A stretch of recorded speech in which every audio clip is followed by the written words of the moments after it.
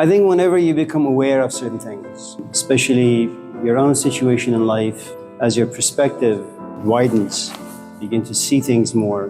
The things that used to be valuable, meaningful, become less so.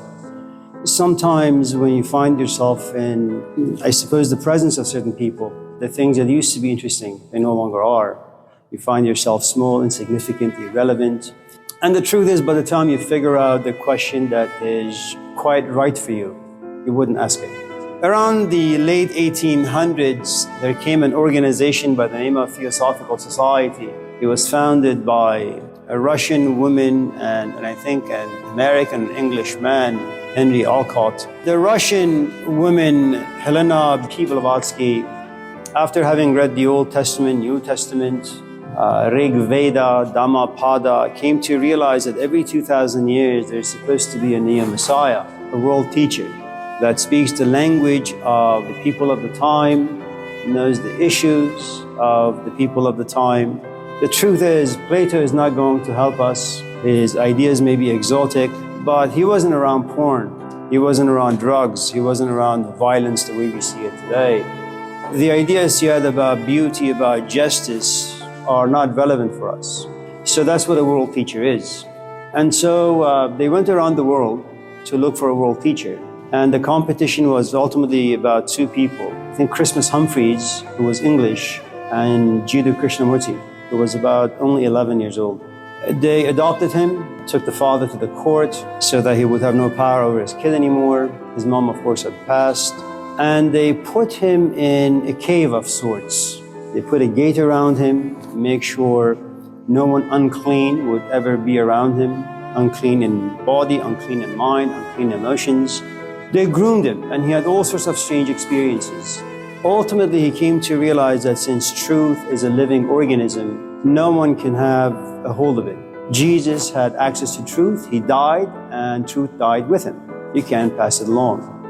Wisdom is non-negotiable. It's non-transferable. And I remember when I met him, he died in 1986, and he died a miserable death. He had come to realize that the West, especially America, is this powerhouse that is leaking all of its poison into all these cultures, and India has become yet another victim of the superpowers. We were once sitting in a courtyard, and he asked me if I have any questions. I said, yeah, I don't have many questions. I have one question, but you can't answer that question. And I guess the point I'm trying to make is when you come to a place in your life where you know what your question is, once you know what it is that you want, all other things become irrelevant. When you come to your question, whatever that question may be, it means that you've gone through maybe 20, 30, 50 years of asking questions that seem to be relevant, meaningful, useful. And now after being seasoned by time, by space, by experience, you realize now you have a question, but that question belongs to you. It's very, very intimate, and no one can have access to it. It's something I shared with my class yesterday. It's a saying by James Baldwin that if you want to have a conversation, you need to reveal yourself. And I think it took many, many, many years for James Baldwin to reveal himself, to be able to. You know, first, you're black in America. Second, you're also gay. Third, your father is very religious. Fourth, you have no idea what to do with your blackness in a country such as this. You have no idea what to do with your sexual orientation in a country such as this. Then you go to France. You're amongst poets and artists and dreamers. And you come back and you get into these ridiculous debates with Caucasians. And then there comes a point where he becomes very, very quiet within. And then when he has interviews, when he has conversations, then he can reveal himself for who and what he is. Sure, he drank a little bit, he did some drugs, but nevertheless. But it took him a long time, and that's what a question really is. You have to go through many layers of desires, ambitions, of what you find to be valuable and meaningful, to come to realize that almost everything that you have accumulated psychologically, emotionally, they're completely meaningless.